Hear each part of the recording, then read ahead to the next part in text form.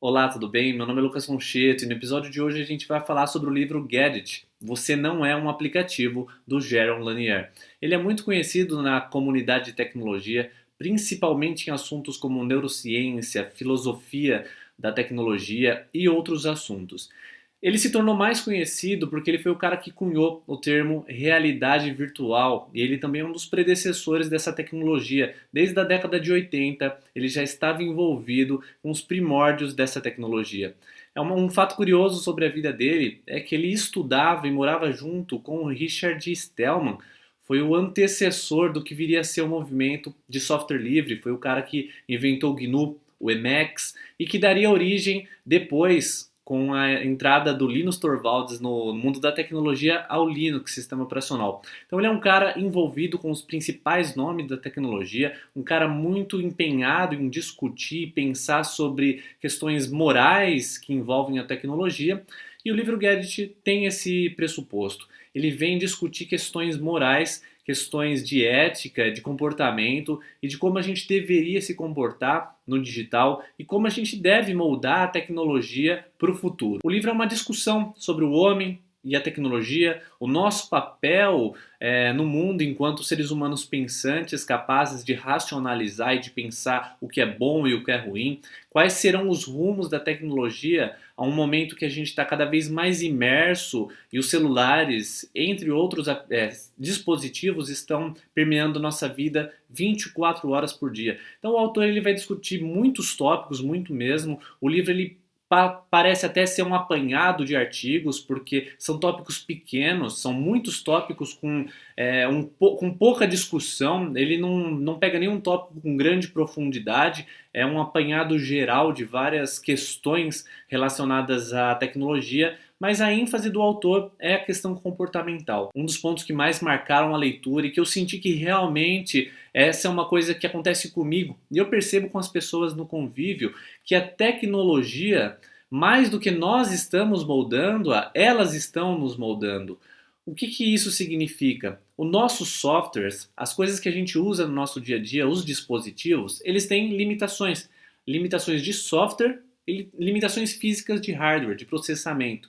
E nós, como usamos esses dispositivos o dia todo, o que a gente faz? A gente se adapta às limitações do software.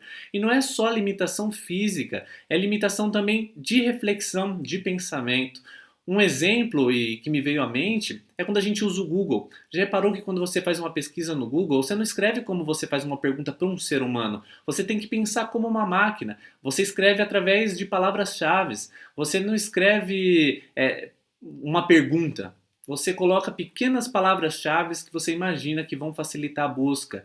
Isso é um exemplo de um buscador, mas no modo geral, a gente está se moldando, o nosso pensamento está ficando mais engessado porque a gente está tentando adaptar nós à tecnologia. E esse progresso da gente modificar e a tecnologia se alterar pela nossa necessidade é mais lento.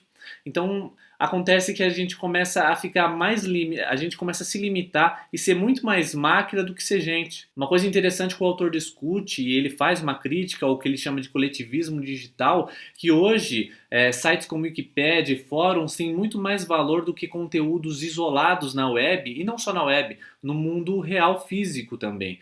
E uma coisa interessante disso é que esse comportamento coletivista molda um senso em nós e afasta a pessoalidade. A gente se enxergar quanto indivíduos e aumentar o nosso poder de reflexão. A gente passa a integrar a massa digital, a massa online e colaborar com pequenos fragmentos. Acontece que a gente perde o sentido de identidade e passa a abraçar o todo. Ele mostra várias críticas, ele faz várias críticas a esse ponto, que no final das contas a gente está perdendo um pouco da identidade, da personalidade, da capacidade de reflexão. Uma grande crítica que o autor faz no livro é sobre o design da internet, o que ele chama de design web 2.0. É interessante a abordagem do autor, porque ele faz um paralelo de quando a tecnologia e a internet nasceu, principalmente com a corrida na Guerra Fria. E ele mostra que o pensamento para se desenhar a internet era um pensamento de anonimato. de redes descentralizadas, de pontos espalhados pelo mundo, onde a identificação do usuário não era uma necessidade, não era uma prioridade. E hoje isso beneficia o nosso espírito mais perturbado, né? E dos trolls, de causar certas intrigas online, de se posicionar de forma agressiva. E ele fala que o design da internet ele propicia o desenvolvimento desse tipo de comportamento. E não está sendo feito nada para mudar isso, não tem sido criado designs novos para melhorar esse aspecto de anonimato, de trolls, de pouca seriedade na forma que as coisas na internet são trafegadas. Então esse é um ponto interessante que o autor discute, abre vários novos pensamentos, ele mostra realmente que tem questões que deveriam ter mais cuidado, mais atenção, mas no dinamismo do mundo e na mudança das coisas, a gente passa a viver as coisas como são e empenhar pouco esforço em alterar, né, de dar a nossa palavra, de participar de forma ativa das mudanças. O autor fala sobre a desmonetização de algumas profissões, principalmente pelo advento da Wiki, do pensamento wiki que ele fala. O que seria isso? Muitas profissões que têm um caráter fortemente intelectual, criativo, como jornalistas, escritores, pintores, músicos, entre outros, estão perdendo valor em grande parte. Ele fala que a média dos artistas tem sido marginalizada e poucos artistas têm triunfado, né, que são os grandes hits. Por quê? Boa parte da população artista que ele fala que compõe a média, tem produzido esses conteúdos de graça. E hoje existe uma visão que livro tem que ser de graça, música tem que ser de graça, filme deveria ser de graça. É um pensamento que ele fala que vem muito desse movimento wiki, o movimento de compartilhar. E esse compartilhamento está sempre relacionado com um capital intelectual. Então ele fala que nesse novo período, nessa nova fase que a gente vive da internet, existe essa desmonetização, essa desvalorização de algumas profissões e o como isso pode ser prejudicial. Agora vamos para o top 5 aprendizados. O primeiro deles é que o nosso modo de pensar tem sido moldado muito pelos softwares e isso tem nos limitado. É um pensamento muito interessante porque os softwares, por exemplo, a gente está usando o celular e de repente ele tem uma limitação no modo de digitar, no modo de usar um aplicativo. A gente não tem opção de consertar aquilo. A gente tem que mudar a forma que a gente digita. Por exemplo, você está usando o Word e ele está com corretor ortográfico. Às vezes ele faz coisas que ele não deveria fazer. Ele coloca vírgula, ele termina a palavra e às vezes você apaga para escrever a palavra de novo. E muitas vezes a gente tem mudado o nosso comportamento para não passar por esse tipo de episódio. Então a gente se adapta à forma do software trabalhar. A questão isso limita o nosso senso criativo e a nossa capacidade de exploração. Segundo aprendizado, a ansiedade da separação é aliviada pela conexão constante. Esse é um tópico que eu já tinha visto em outros lugares, em artigos, principalmente com a ideia do Zygmunt Bauman sobre o mundo líquido, da modernidade líquida, é que hoje as nossas relações estão cada vez mais superficiais. A gente tem 4 mil amigos numa rede social, mas pessoalmente às vezes você tem 1, 2 amigos, às vezes você não tem nenhum amigo que você possa ter um contato profundo. E ele fala dessas conexões que a gente só não está pior emocionalmente porque as conexões digitais nos dão uma leve sensação de que existe um vínculo. E esse vínculo, mesmo que digital, essa presença que a gente tem 24 horas por dia, enquanto a gente está acordado, a gente está presente digitalmente, alivia a nossa tensão, essa nossa tendência, essa nossa necessidade por contato. Terceiro aprendizado, perdemos a dimensão do que uma pessoa pode ser, focamos no que uma pessoa pode ter.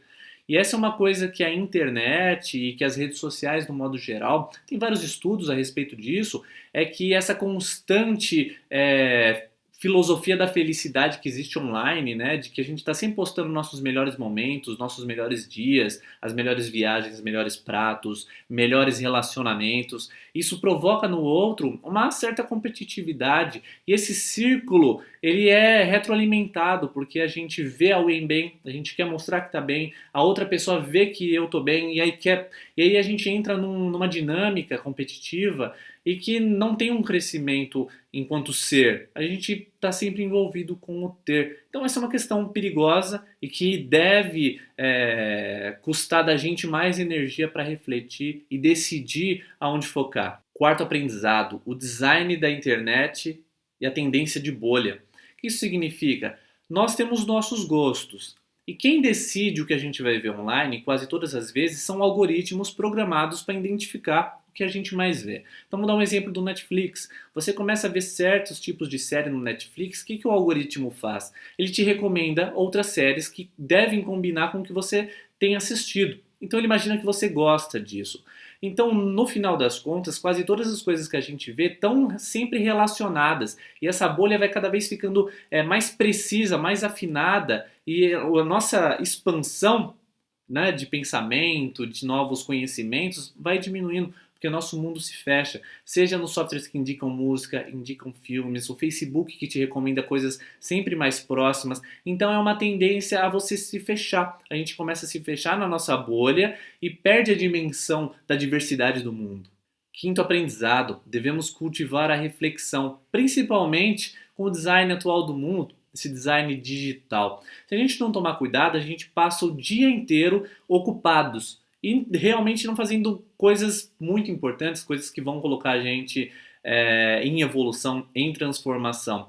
O celular mesmo, se você não colocar ele no modo silencioso, no vibra ou esquecer dele, você fica o dia inteiro vendo notificações, é grupo de WhatsApp, é alguém que te manda mensagem, é Instagram, é Facebook e por aí vai. E aí o que acontece com a gente? A gente perde uma dimensão que nos é muito particular na natureza, que é a capacidade de pensar, de refletir, de gerar coisas inéditas, ser criativo. E essa avalanche de informação, de essas coisas que competem pela nossa atenção, consomem muito, consomem a nossa energia, a nossa motivação, a nossa capacidade de foco. E aí, ponto final. Aí a gente não consegue dedicar tempo para se transformar, para evoluir, para pensar se aquilo é certo, se aquilo é errado, qual caminho seguir, aonde colocar o meu esforço, o meu dinheiro, ou seja lá o que for, exige reflexão. E esse novo modelo de mundo, esse modelo atarefado, com uma grande tsunami de informação, ele pode facilmente roubar da gente esse tempo que deveria ser gasto sendo alguém melhor, sendo alguém com poder de reflexão mais amplo, com uma capacidade de pensamento mais sofisticada. Não deixe de participar do grupo Livros e Negócios no LinkedIn. Gostou? Se inscreva no canal porque semana que vem tem mais um vídeo com mais um livro. Tchau!